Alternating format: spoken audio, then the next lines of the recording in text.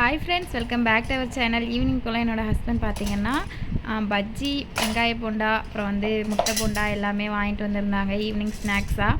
பார்த்திங்கன்னா எனக்கு முட்டை போண்டா ரொம்ப பிடிக்கும். மிளகா பஜ்ஜி இதெல்லாம் நான் சாப்பிட மாட்டேன். அதனால் நான் ஒரு வாழைக்காய் பஜ்ஜியும் ஒரு முட்டை போண்டாவும் எடுத்து வச்சு டேஸ்ட் எப்படி இருக்குன்னு தெரியல. எனக்கு இந்த சட்னி ஊற்றி சாப்பிட்றது எனக்கு சுத்தமாக பிடிக்கவே பிடிக்காது. அதுவும் பார்த்திங்கன்னா தேங்காய் சட்னி சுத்தமாக பிடிக்காது. அதனால் சரி டேஸ்ட் பண்ணி பார்க்கலாம் எப்படி இருக்குது அப்படின்னு சொல்லிட்டு நான் லைட்டாக தான் தேங்காய் சட்னி ஊற்றி டேஸ்ட் பண்ணி பார்த்தேன்.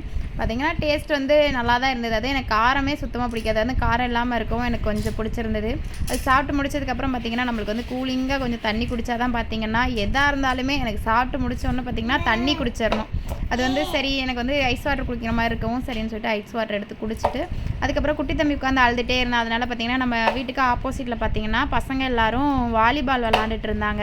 அதனால் நாங்கள் வெளியில் போய் நானும் தம்பியும் பார்த்துட்டு இருந்தோம். வெளியில் போயிருந்த என்னோடய ஹஸ்பண்ட் வந்தோடனே பார்த்திங்கன்னா ஒரு ஷாக்கிங் நியூஸோடு தான் வந்தாங்க. சரி கிளம்பு அப்படின்னு சொன்னாங்க. எங்கே கிளம்ப? நீங்கள் இல்லை, நான் தான் கிளம்ப போகிறேன், எனக்கு பேக் பண்ணி கொடுங்க அப்படின்னு சொல்லி கேட்டாங்க. ட்ரெஸ் எல்லாமே என்னோடய ஹஸ்பண்ட் வேலை விஷயமா பார்த்திங்கன்னா டெல்லி வரைக்கும் போகிறாங்க. அதனால் அவங்களுக்கு ட்ரெஸ் எல்லாமே பேக் பண்ணி வச்சுருந்தேன். அந்த கேப்பில் பார்த்திங்கன்னா அப்பாவும் ஹர்ஸும் பார்த்திங்கன்னா கடைக்கு போய்ட்டு இருந்தாங்க. எதுக்குன்னு பார்த்திங்கன்னா பட்டாசு கேட்டு தம்பி ஒரே அழுக. அதனால் பார்த்திங்கன்னா பட்டாசு வாங்கி கொடுத்துருந்தாங்க எங்கள் அப்பா. அந்த பட்டாசு வெடிக்கும் போது ஹர்ஸோட மூஞ்சி ரியாக்ஷனை பாருங்களேன், ரொம்ப காமெடியாக இருக்கும்.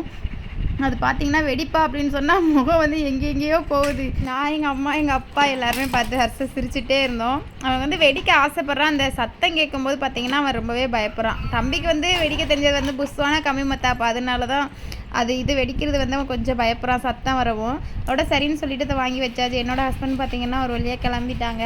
நாங்கள் எல்லோரும் பார்த்திங்கன்னா எங்கள் அப்பா தான் கொண்டு போய் ராம்நாட்டில் விடுறதுக்காக கூட்டிகிட்டு போனாங்க. நான் அம்மா தம்பி எல்லோரும் பார்த்திங்கன்னா அவங்கள பாய் சொல்லி அனுப்பி வைக்கிறதுக்காக நாங்கள் வெளியில் நின்று பாய் சொன்னோம். ஹர்ஷு பார்த்திங்கன்னா அவங்க அப்பாவை வாப்பா சுட்டுருவேன் அப்படின்னு சொல்லி நல்லா காமெடி பண்ணிகிட்டு இருந்தான்.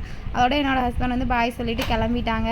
அவங்க போன உடனே கொஞ்சம் என்ன சொல்கிறது, ஒரு மாதிரியாக தான் இருந்தது. வீட்டில் இருந்தாங்க அப்படின்னா ஏதாவது பேசி சிரிச்சுட்டு காமெடி பண்ணிவிட்டு விளாண்டுட்டு இருப்போம்.